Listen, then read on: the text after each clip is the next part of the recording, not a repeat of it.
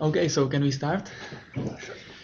So I'm going to introduce to you ASAP, which is our, let's say, framework or a base library that we are developed and we are like constantly improving, and that we are using for all sorts of our projects, including CCAT and Bitswan. This is like the boilerplate. You see the name is like Asynchronous Server App Boilerplate.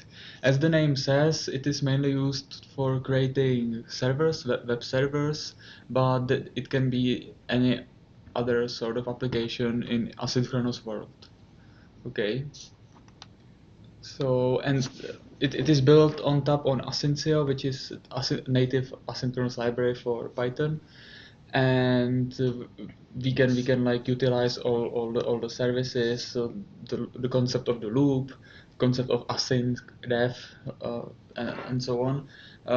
ASAP has its own like internal loop that we are going to use, but this is I'm going to show you like on examples. So first, like let's see the architecture itself of ASAP. You can see that there is like a base application object that like says what the application should do. It creates coroutines, this asynchronous methods, and runs them, and utilizes other modules and services. You can see that here's module, and the module itself, it can have services inside. For example, the web module has like web service inside that you can like handle HTTP requests. Okay. Other important things here are PubSub, which is internal publish subscribe mechanism. It means that some component, which is it can be inside a module, it can be some anywhere in the application context. It can produce events. Let's say like there is event application tick, which runs every second, I guess, and then other components and objects, they can listen to this event via this pops up. So whenever this event happens, it triggers some asynchronous coroutine inside the object, inside the service, and it can process something. Okay, it is clear. Publish, subscribe, pops up. Okay. There are measurements which can be used for, let's say, there can be some internal counter. For example, how many times some operation occurred. So there's some counter, or the counter can be used also to count like successful and unsuccessful attempts, events, whatever. And the information from this counter can then be sent to some external service, to influx database, and so on. So this is mainly for debugging purposes, for developers purposes, for monitoring and support. Okay. As you can see, application contains this event loop, which like handles all the asynchronous operations. All operations inside ASAP should be based on this loop, because like if there are more loops, it could like clash, you know. So this is internal loop that is like inside the application part of the application object actually. Application also has internal login mechanism, which is based on Python logging.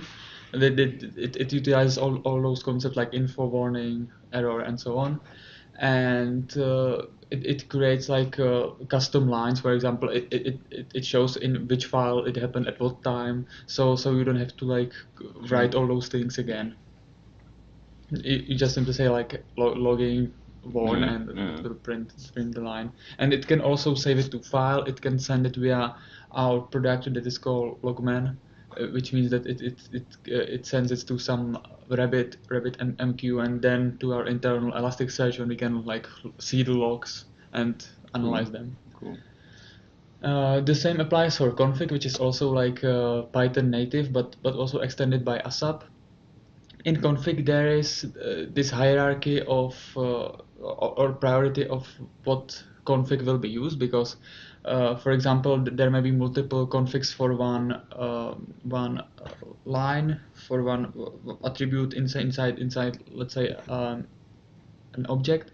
And these lines there can be found, for example, let's say in a file and in a constructor, and in default configuration. So the hierarchy is that if someone like will write the value of the config in the constructor, it will like override everything. So it, you know, like if there's like, let's say in a file, it will like override this line in this file and use it only what is present in the constructor.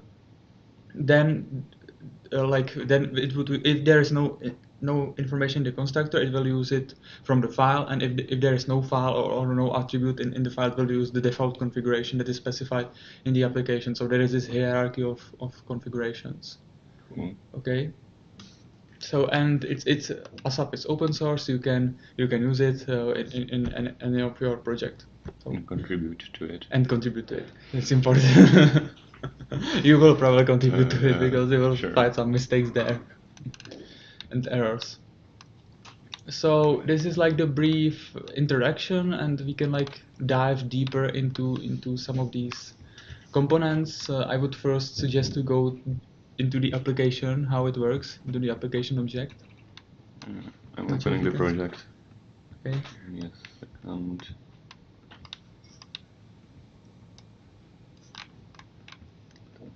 Okay. Hi. Okay, and I will then, when you have it, I will start with the documentation of ASAP,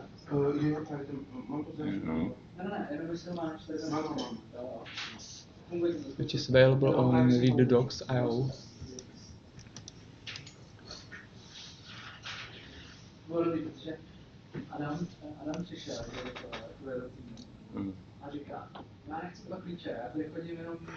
Adding to the virtual environment. Sure.